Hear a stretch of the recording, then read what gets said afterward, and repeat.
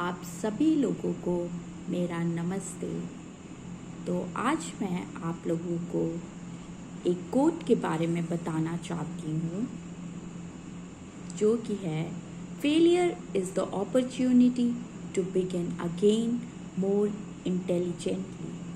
तो इसका अगर मैं हिंदी में अर्थ बताऊँ तो इसका मतलब ये होता है, अगर कभी भी हम लाइफ में या किसी भी चीज़ में फेल हो जाते हैं तो ये हमारे लिए एक बहुत ही बेहतरीन मौका होता है दोबारा से चीज़ों को और समझदारी से शुरू करने का, उन पर काम करने का।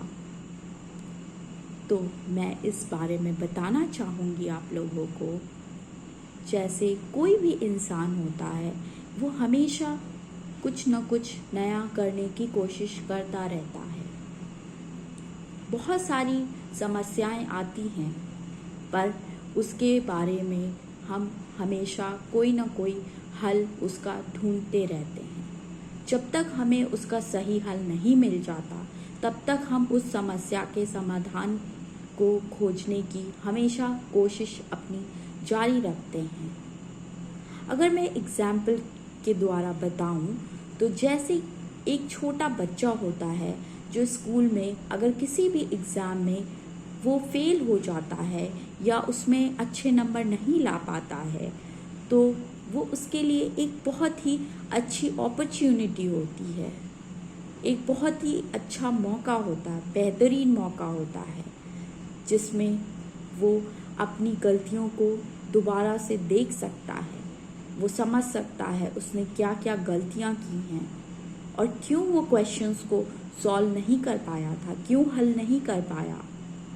फिर उसको बैठकर आराम से अपने आप को समझना चाहिए उसने क्या क्या गलतियाँ की। वो ऐसा भी कर सकता है कि एक पेपर ले और उसमें अपनी जो भी गलतियाँ की हैं उनके बारे में एक एक करके लिखे।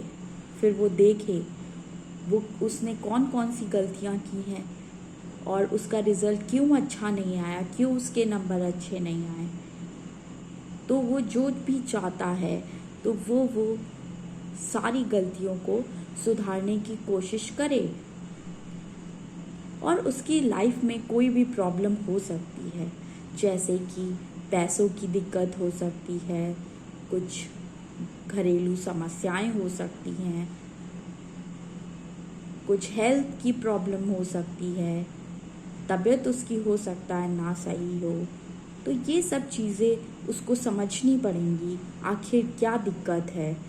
पहले वो आराम से बैठकर सोचे, फिर उन गलतियों को देखे जो उसने की हैं, फिर उनको पॉइंट वाइज मैनर में लिख ले, एक एक पॉइंट में लिख ले, फिर देखे उसने क्या क्या गलती करी है और हर एक पॉइंट पे अच्छे से काम करे।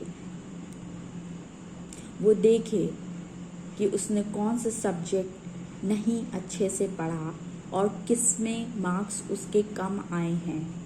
फिर उसके बाद उसको उस टॉपिक्स को देखना चाहिए जो कि वो सिलेबस में मेंशन हुआ है।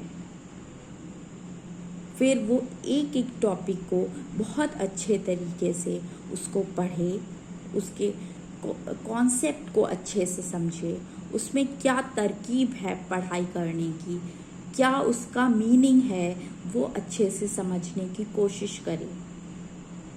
अगर ज़रूरत पड़ती है तो वो अपने टीचर्स की हेल्प ले सकता है।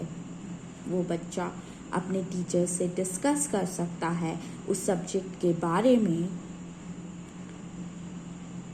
और उनको इतने अच्छे तरीके, बेहतरीन तरीके से तैयार करे फिर से। और जब उसे चीज़ें समझ में आने लगेंगी तो वो पढ़ाई को एक बोझ की तरह नहीं समझेगा, उस सब्जेक्ट को बोझ की तरह नहीं समझेगा। वो उसे पढ़ने में उसको बहुत मज़ा आने लगेगा और जब उसे मज़ा आने लगेगा तो फिर वो और ज़्यादा पढ़ेगा। वो आसपास जो भी चीज़ देखेगा उसे उससे जोड़ने की कोशिश करेगा, देखेगा आखिर जो उसने पढ़ा है वो कैसे उसके काम आ रही हैं आसपास की चीज़ें, और वो बहुत ही ज़्यादा मेहनत करने लगेगा उस चीज़ में। और जब वो रोज़ रोज़ पढ़ाई करेगा, उसमें रोज़ रोज़ प्रैक्टिस करेगा, रोज़ रोज़ क्वेश्चन सॉल्व करेगा, तो वो एक दिन दूसरों से बिल्कुल अलग हो जाएगा उस सब्जेक्ट में, और बहुत ही बेहतरीन तरीके से, बहुत ही तेज़ी से वो सारे सवाल को हल कर पाएगा, जिससे वो अपनी ज़िंदगी में बहुत तरक्की करेगा। जब वो तरक्की करेगा तो वो खुश हो जाएगा। जब वो खुश होगा तो उसके आसपास जितने भी लोग हैं वो खुश हो जाएंगे, वो खुश रहेंगे, तो पूरी दुनिया में खुशी होगी, दुनिया के लोग मिलजुल कर रहेंगे, दुनिया में शांति रहेगी, उससे पूरे लोगों का विकास होगा, और चारों तरफ, हर तरफ जिधर आप देखेंगे खुशियाँ ही खुशियाँ होंगी। धन्यवाद।